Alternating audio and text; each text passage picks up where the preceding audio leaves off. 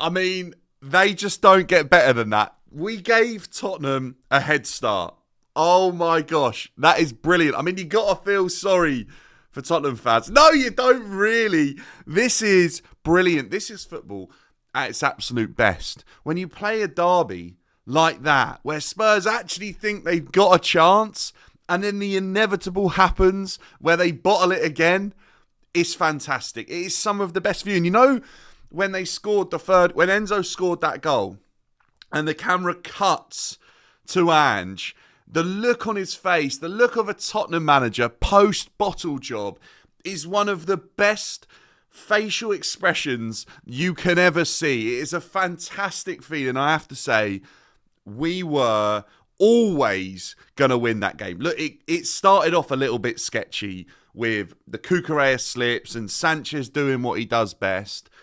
And I was a little bit concerned, but I always thought there's no way Chelsea don't leave Tottenham Hotspur Stadium unless we score 3 goals at an absolute minimum today, even before the game started. Yes, you never know what Tottenham is going to turn up. And we saw a Tottenham today turn up that was ready to go for like the first 15, 20 minutes. And Chelsea were a little bit slow.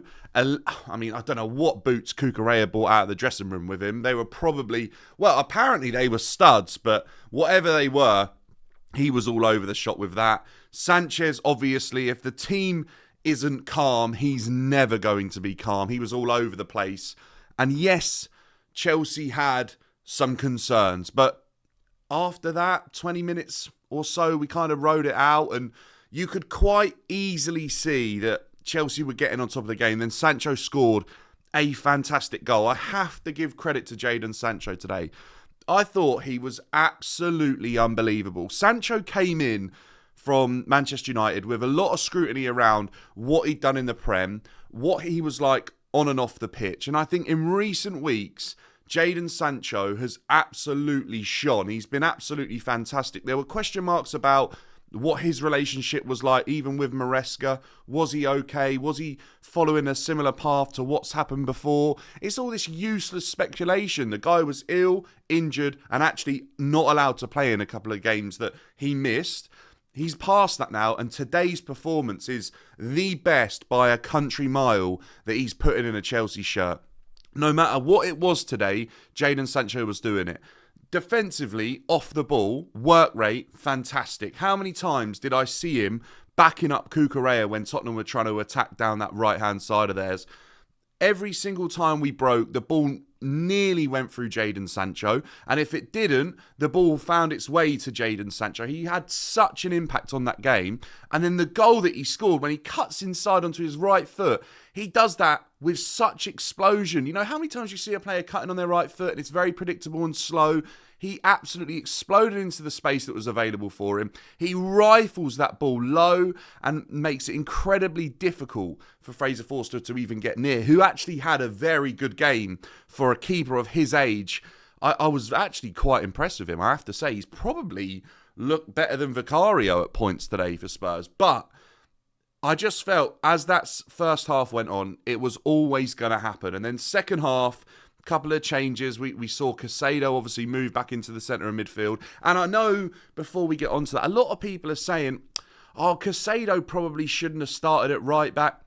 Look, we played that way against Villa and we were very good. And it actually was very beneficial. I think the fact that Tottenham probably offer more in their left side of play, where they've got Son and they've got a doggy who can break forward with a lot of pace, that probably throws that sort of false right back scenario where Caicedo's there into it makes Chelsea a lot more vulnerable. And I think when you've got Badiashile as the centre back who's going to be coming up against the danger on his weaker side, I just don't feel very calm. And I think the team lacks a bit of control when we're doing that, because Caicedo's always a little bit further away from the action than he actually wants to be. I think Lavia was playing very, very well. I have to say, the passing range of him is phenomenal. I mean, you name the type of pass, I think he's got it in his locker. He was splitting Tottenham's defence wide open with some of his passing there. I thought he was fantastic. Probably, if he's not injured from that definite red card from Kulusevski, I have to say, he's actually a little bit unlucky to come off. But I think Maresca just doesn't like Chelsea being out of control in a game. He hates the open style of game that we saw that game open up with. That's just not what he wants to see from his team playing football. And he very quickly, obviously at half-time, got Chelsea on top of the game. We started that first 10 minutes of the second half with 80% possession, if not more than that. That was what, for me, was the real turning point in the game. Because as soon as we got on top of Spurs like we did, and we had that amount of control, you could just feel that game slipping away from them at every point. And then the way we got back into that game with the control and the way we broke down Spurs' defence, it's actually been a pretty good defence this season. Yes, I know they've not finished the game with Van der Ven again and Romero against Chelsea, but that team defensively have actually been okay. They've kind of not really... I mean, just think back to that high line that played against Chelsea in that fixture last season. That wasn't replicated today. They've dropped that a little bit. They've made it more and more difficult for teams to break them down. And Chelsea did that with ease in the second half. When Tottenham were trying to sit in a little bit and try and protect that lead, although they're still very naive, Chelsea did it with ease. Whoever the ball went to, Cole Palmer, Pedro Neto, Caicedo, if he was the player looking to split the defence open with his passing range, Enzo Fernandez. I know I covered it last week, but the turnaround on this guy is fantastic. And do you know what? That goal today, that's a moment, isn't it, for Enzo Fernandez, where I think you saw him smashing the Chelsea badge. You could see what that goal meant to him, scoring in a London derby. That, for me, is the moment where I'm not sure that Enzo Fernandez ever looks back unless it's like, wow, look where I've come from. I think he goes onwards from now. His numbers and his goal stats are very, very good at the moment. You can see how he's affecting the game when it's not where the stats matter. He's all over the pitch, dynamically, defensively, offensively, whether or not he's pressing high or he's tracking back. He's having an impact now where for months we were saying he's not doing enough. And I know some people are trying to say, oh no, he's always been good. Look, no, he wasn't. But now we can move away from that because we can all see together that he has improved massively. And you know what? It actually means a lot for him to play for Chelsea because I've said this before. If a player fights that hard to turn it around, they actually care about the club they're playing for. Fantastic goal today, but we have to talk about Cole Palmer. Cole Palmer did a video with Zola a few weeks ago. And if you haven't seen it, I actually suggest you go and watch it. It's a really wholesome, really nice video of a current really, really top player at Chelsea and an absolute legend of the club. Cole Palmer, what he did today in the build-up to that goal, Gianfranco Zola would have been proud. There was part of me that saw a little bit of Gianfranco against Jamie Carragher against Liverpool in his final game, where he was chopping left, chopping right, and he made it incredibly difficult for Tottenham's defence to know where he was going to go. I think Zola's goal, where Julian Dix is getting spun around in circles, Cole Palmer's been watching Zola's footage, and he made that goal, really. Obviously, the deflection is very, very fortunate that it lands at Enzo's feet, but Cole Palmer was absolutely magical today. And you know what was the most beautiful thing about that performance from Cole Palmer? Is he shut everyone up about the big game conversation. Because no matter how you dress that up, a London derby against Spurs, 2-0 down, it could be easy for some teams to bottle it there. I'm not going to say who, but you know, some teams could wilt away. Chelsea didn't. Cole Palmer didn't hide. He was one of the players that was like, no, give me the ball. He was dropping deep in the first half to get on it and try and make something happen. And that is so important to see. That's a player that isn't hiding. He's thriving. He's saying, no, we've got a chance here. Give me the ball. Back me. I'm Cole Palmer. I know how good I am. And it led to that Enzo goal, which inevitably probably carried Chelsea over the line. However, we then scored the penalty, and obviously Cole Palmer had already scored another penalty. That fourth penalty, keeping on the topic of Cole Palmer, absolutely fantastic. That takes serious balls, doesn't it? To stand there, there's an absolute giant in goal. He probably didn't know, but he was on course to break a Premier League record for the amount of consecutive penalties scored in a row. It's his 11th penalty for Chelsea, which would be his 11th penalty scored in a row. And he stands there against an absolute giant in Fraser Forster, who's already had one penalty against you and gone the wrong way. But he probably now has an idea of where you might go. And then he dinks that Panenka. Oh my gosh. This is a player that is... I don't even know what he is capable of because he's so unpredictable. He is... The only thing that's predictable about him seems to be his consistency. Seems to be that he can keep going to the next level. He's absolutely fantastic. And to wrap up that performance with that little Panenka, wow. I mean, Chelsea were fantastic going forwards today. But I do have to address something here. Defensively, I've been saying this. I think the only reason Chelsea aren't in a title race is because of us defensively. And we've conceded 3 goals against Spurs today on stupid, silly errors. I look at Sanchez worrying. I look at Cucurella. All right, Cucurella, the boot situation is just ridiculous. I can't believe that's been allowed to happen, to be honest with you. You do a warm-up, you feel the turf, you know what your grip is like.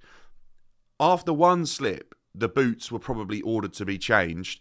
I think it probably just didn't happen in time that he could get them, and the second one happened. After the first slip for the first goal, I think Chelsea can still stop that situation. Levi's lost his man. Sanchez has dived way too early. And I just think that goal is probably preventable. Second goal, I feel like it's a great finish from Kulusevski. It's come off another silly mistake. Can Sanchez do better? I'm not sure. It's just a good finish. But that goal is obviously preventable if there's no slip, and that first one hadn't happened as well. I think Chelsea's headspace would have been a lot better to deal with that. Then very late on in the game, when you feel like the game is said and done, we've allowed Spurs to get a third, and I think you could really see the impact James Maddison had on that game late on. And Son obviously scored, and we looked a little bit all over the place defensively there as well. And I just think it's little moments like that that really do concern me going forwards. And I'm absolutely... And do you know what as well? We have to address it. Sanchez again gave the ball away into the middle of the park. This is happening every game.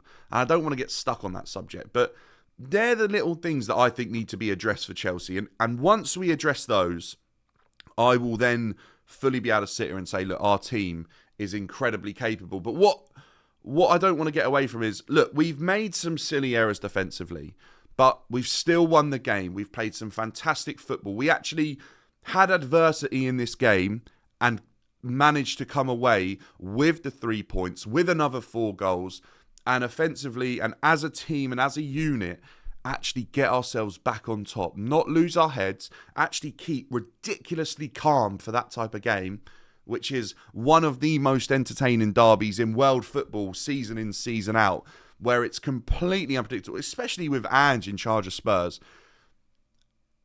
And we just rode it out. We got on top of the game. We dominated possession. We worked opportunities. We were trusting in each other. This is a team right now. This isn't a team of individuals or 11 players of individual players that will just get them through a game because they've got individual brilliance. Like we saw a little bit last season when there's a reliance on an individual player to get us out of trouble. No, this is a team. This is a team that understands how they need to play to win the game. And I think we're really building something here. Because you eradicate those silly little defensive errors, which have been happening all season, by the way. It's not the first time, is it, we've seen a mistake or an individual error lead to a goal. If you eliminate them, that could quite easily have been like a 4-1 or a 4-0 performance. And when you're a team capable of doing that, I absolutely think you're easily good enough to go and win the league, especially with the likes of Manchester City, Arsenal dropping points. Everyone around us, it felt like, dropped points. We're now sat in second, actually quite comfortably. We're 4 points off Liverpool, but in my head it feels like 7. But this Chelsea team are absolutely flying. And every single game, I feel like the next game we go into with more strength. I feel like we're capable of delivering even more. I sat there today, 2-0 down, no doubt in my mind. I'm getting all these messages and I'm sat there like, nah, this is fine. People are trying to give me stick. Just chill. This is Tottenham. And actually, this is Chelsea now. This isn't a team that don't know what to do in these situations. This is a team that are very well drilled. That's a team. You know when people talk about how does a player get experience? Where does it come from? It's matches like that. You know when something happens out of the ordinary that feels weird, that you think, I don't know how to deal with this situation. You know, sometimes you could all get a little bit too much for you and you think, I don't know what to do, I don't know what to do. And sometimes some players freeze. Some players don't cope. They bottle it. Some teams just continuously bottle situations. This Chelsea side today learnt how to fight, learnt how to overcome a situation like that, an adverse, random situation that you don't feel in control, get control back and go on to win the game. It learnt lessons today. And that's what we've been saying for a couple of seasons now is once this team builds experience and gets better, they're going to be phenomenal. And that's a massive win today. Not just for this season and whatever happens. I'm talking about going forwards. Did you see Maresca's celebration as well at the end? Yeah, I'm taking a liking to him. He's doing a lot right. And when something isn't working, he absolutely understands how to make the change to either get it to work or he reverts to a different method because he's educated these players so well in how they need to play. This is a serious manager. And I think we run with this guy, we give him the time. I think he wins Chelsea trophies. I really do. I listened to a few things in the build-up to this game. This is another Italian manager that is just clicking with Chelsea and clicking with the fans. And I have to say, there's a weird connection going on there that no one can quite put their finger on. Look, it could be the kit. I don't know. Maybe it's the blue, but something's happening here at Chelsea. Watch this space. I don't know if it's the end of this season. I'm not sure because I just feel like there's a little bit more to learn. You know, when Enzo says we're not ready, I actually believe him. I don't think that's just mind games. I don't think we are.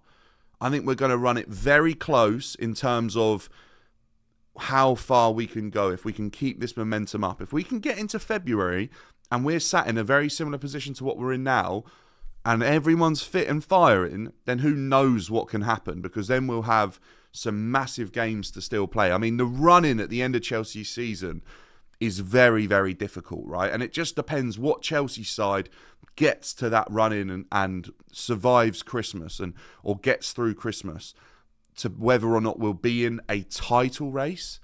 I don't want to force a title race, but look, if this team keep winning games and keep improving at the rate that they are, you just don't know when the two meet, when this team is good enough to compete and when the end of the season meets. If we do it in time, you just don't know. So look, we've only lost 2 games. We look fantastic. We could have dropped points today in that game, and we didn't, and we fought back. Chelsea are absolutely flying. It's a good place to be when you're beating Spurs and you're scoring 4 goals. Lampard said it. Before he even joined Chelsea, that was 3-point lane, and it continues to be that way, even in the new stadium. Up the Chelsea. Keep the blue flag flying high. If you haven't already, please drop a like on the video. We'll try and get 30 likes for beating Spurs. Well, let's make it 40. We've scored 4, so we'll go for 40 likes. And if we can, make sure to subscribe. Stay up to date with the content that's coming out. We're on the road to 4,000. I'd love you to be part of the community. Come on, Chelsea.